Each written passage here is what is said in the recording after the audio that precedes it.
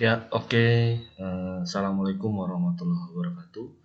Kita bertemu lagi di pertemuan ke-15. Ini adalah pertemuan terakhir.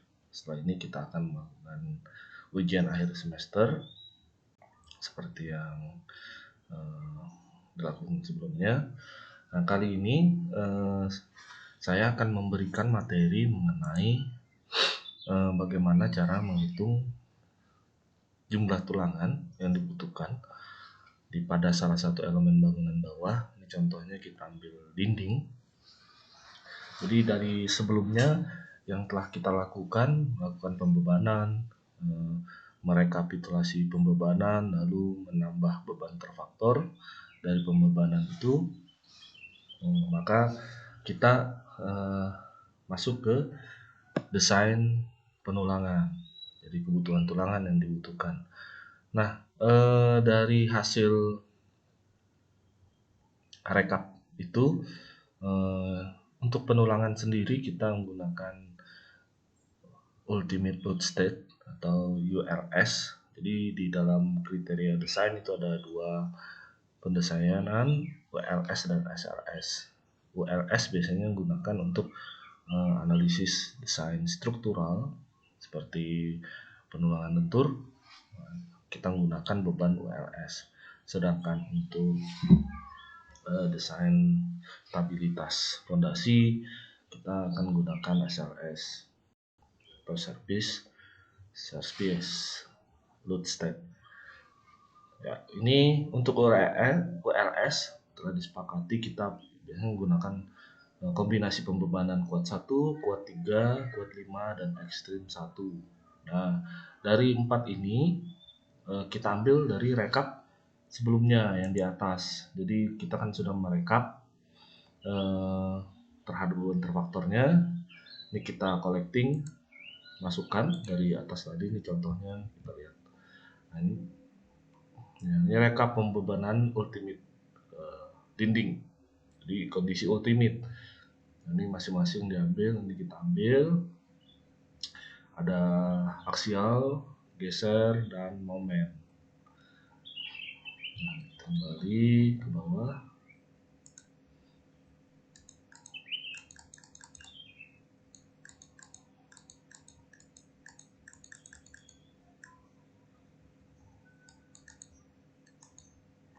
Nah, ini dinding.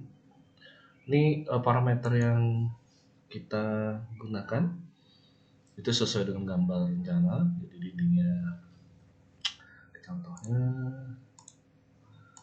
tadi kita sudah sepakati ini lebar yang 3, panjangnya 8. Ya, 8.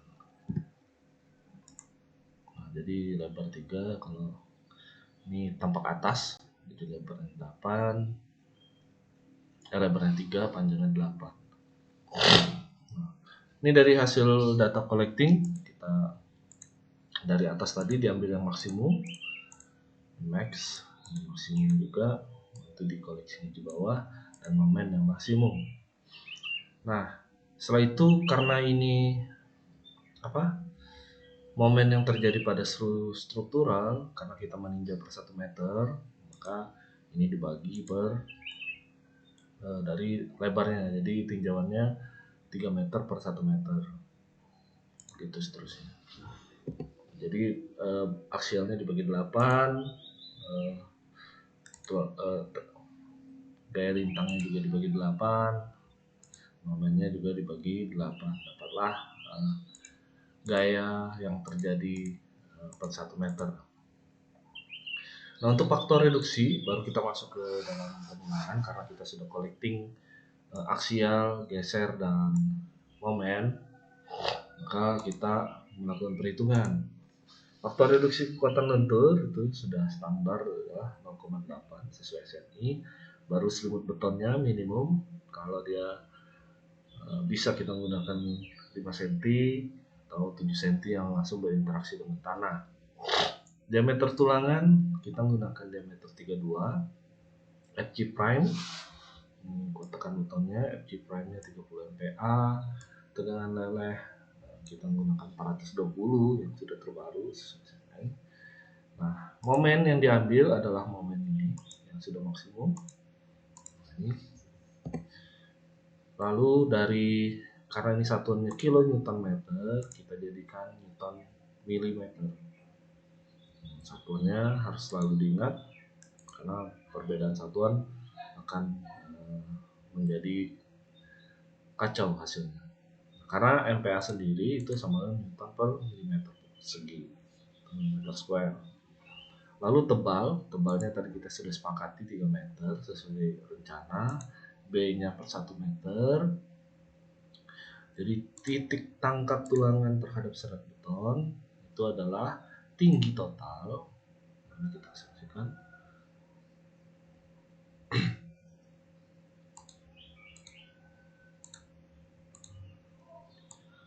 Ini bisa balong. Ini serat tulangan. Contoh. Jaraknya itu dari ujung sini sampai ke titik tengah. Makanya dia H total 3 meter ini, H total dikurangi dengan selimut beton DS 5 cm, baru dikurangin lagi setengah dari diameternya 32 ini, dapatlah titik tangkap tulangan terhadap tekan beton. Jadi dari 3 meter menjadi 2,934 meter atau 2934 mili. Lalu faktor tinggi distribusi tegangan ini bisa sesuai syarat SNI. Jika Fg prime itu kurang dari 30 MPa, maka faktor tinggi distribusi tegangan adalah 0,85. Jika Fg prime-nya 30 kurang dari 30 atau sama dengan. Tapi kalau jika Fg prime-nya itu lebih besar daripada 30 MPa dan sama dengan 55 MPa, kita menggunakan faktor tinggi distribusi tegangan beton itu 0,8, 5 dikurangi 0,0008 dikali Fg prime dikurangi 30. Jadi kalau misalnya Fg prime nya 50, berarti 0,85 dikurangi 0,008 dikali 50 dikurang 30. Nanti hasilnya berapa? Jadi semakin tinggi Fg prime nya, maka faktor tinggi distribusi tegangan terhadap beton itu mengecil.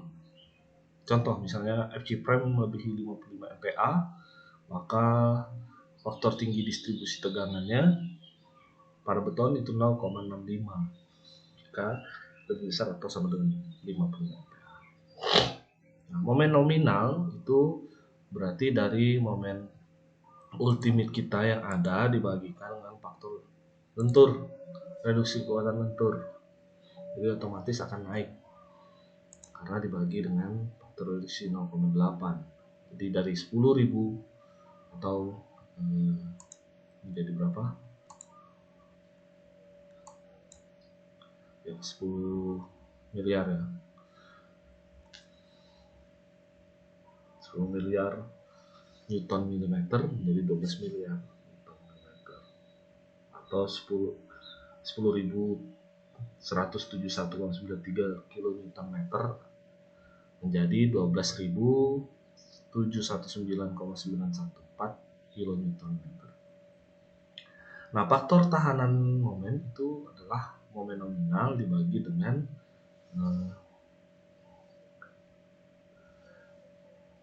lebar kali tinggi pangkat 2. Jadi ini adalah faktor tahanan momennya.